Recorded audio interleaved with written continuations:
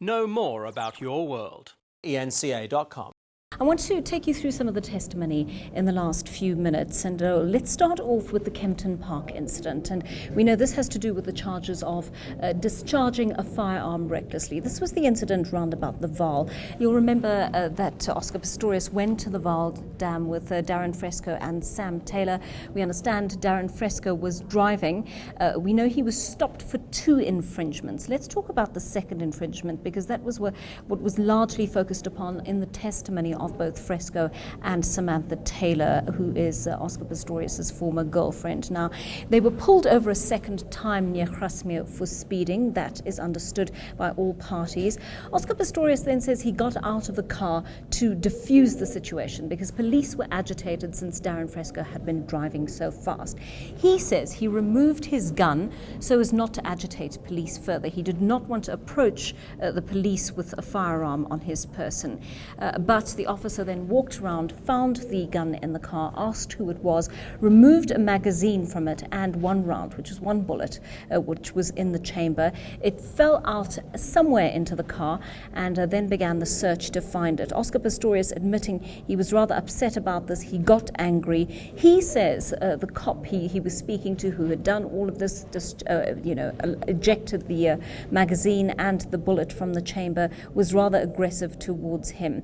But he says he asked this particular policeman to come back and help him to find the bullet. Eventually, they did find it. Very importantly, he denies he made any comment about fingerprints on the gun or an aggressive statement which Darren Fresco had spoken about, in which he supposedly said, whatever happens with your fingerprints on the gun is now your responsibility.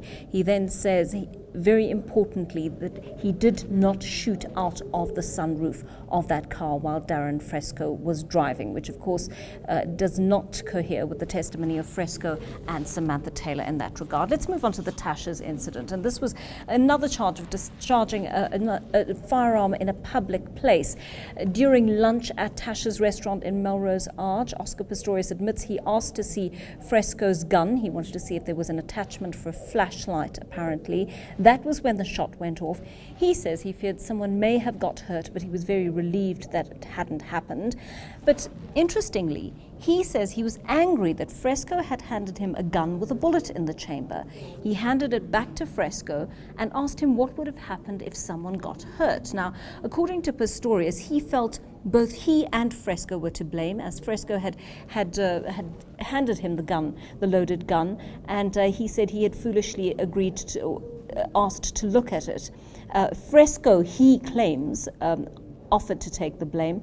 Oscar Pistorius says he was afraid for this to get out, and he asked Fresco, do you understand the severity of what's happened? He then goes on to speak about Jason Lupus, the manager, and at which point he says, I told Jason Lupus, it's my fault, I'll pay for the damages. But we know that indeed no one paid for the damages to Tasha's restaurant. Let's talk about the charge of ammunition. Pistorius denies owning or purchasing .38 ammunition. He says this was his father's ammunition that was simply given to him for safekeeping. Pistorius saying he never intended to use it because the guns he owns aren't built to use that kind of ammunition. Now, very importantly, we move on to the events of the 13th of February. The first few events of the day not particularly significant. We know that Riva Steenkamp had slept over at Oscar Pistorius' house the night before, and that he left for a meeting in Johannesburg this morning. There are various interactions throughout the day, but he returns home from Johannesburg shortly after 6 p.m. that evening. We see that Barry Roo is trying to introduce evidence about an iPad here, because that is certainly going to become an issue. Pistorius saying that while waiting for his bath to be run, he then went onto his iPad and used it intermittently afterwards. We understand they ate dinner shortly after 7 p.m., chatted at the dining room table afterwards. And then we hear that after dinner he went upstairs where Riva Steenkamp joined him afterwards. This is quite important. Around 8 p.m., Oscar Pistorius opened the balcony doors of his bedroom door, which is on the first floor of the house. We understand it was a humid evening. He placed a standing fan partly on the balcony. He partially closed the doors because it was very hot, but there was no air conditioning.